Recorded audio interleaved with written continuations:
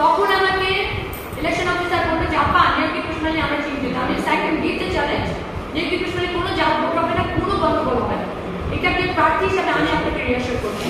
এবং আমি কিন্তু ভোটটা কেন্দ্র থেকে আমার ওই রাস্তা দিয়ে যেতে আমি যাচ্ছিলাম আর ইয়েতে বদ্যিবাড়ি কেন্দ্রে, যখন আমি দেখছি যে 5টা গাড়ি সাই সাই সাই সাই করে ঢুকছে, তখন কিন্তু আমি ওনাকে জিজ্ঞেস করছি। ওনারা কিন্তু আমাকে বলে নাই যে কার অভিযোগে ওনারা গেছে, ওনারা বলা আমি যাওয়ার আমি ওনাদের পিছনে আমার গাড়ি নামছে, একজন সাদা পরার এক মহিলা মিস্ত্রি চলে গেলেন আর সাদা ড্রেস পরে। দেখেন আমি কিন্তু জানতেও চাই না কোন মিস্ত্রি, I fear because I work for the free and fair open ইলেকশনের জন্য।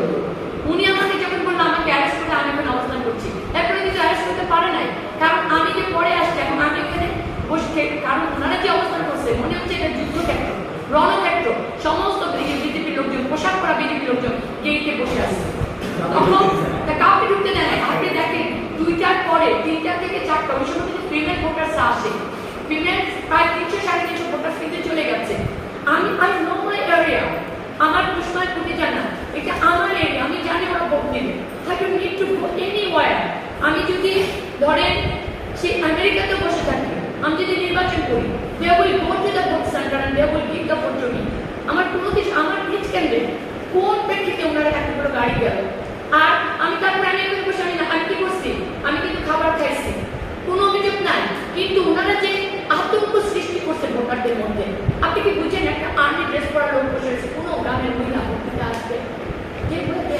এবং আমার তো তখন আসলে যোগাযোগ কি করবো, অনেকের মোবাইল ফ্ল্যাট হয় অন্য এরিয়াতে। আপনি দেখেন আনারসের এরিয়া, আপনি দেখেন মোটরসাইকেল এরিয়া, ইভেন ওরকে হান্ড্রেড টাকা করতে ওইখানে আপনি দেখেন কত লজ্জাজনক কাজ। জিতছে ঠিকই করে, তার নিজ কেন্দ্রে কিন্তু আমি পাস, পৌরসভাতে আমি পাস, যে সমস্ত জায়গায় যোগাযোগ ব্যবস্থা ভালো ছিল আমি কিন্তু পাস করছি। তাণ্ডব করছি কবিতলা এলাকা, কবিতলা আপনি এখন যান, আপনি আমার পুষ্পালের এলাকাতে ওনারা অভিযোগ দেখায় যে আসলে আমাদের এখানে কোনো মারামারি হয়েছে কিনা, কোনো রক্তাক্ত হয়েছে কিনা। রক্তাক্ত করছে কোথায় বলে, কুটি জানা করছে কে? মফিজ তরফদার, যে ঘোড়ার রিপ্রেজেন্টেটিভ ছিল, সে আমার ভোট ভেঙে ছিঁড়ে দিচ্ছে।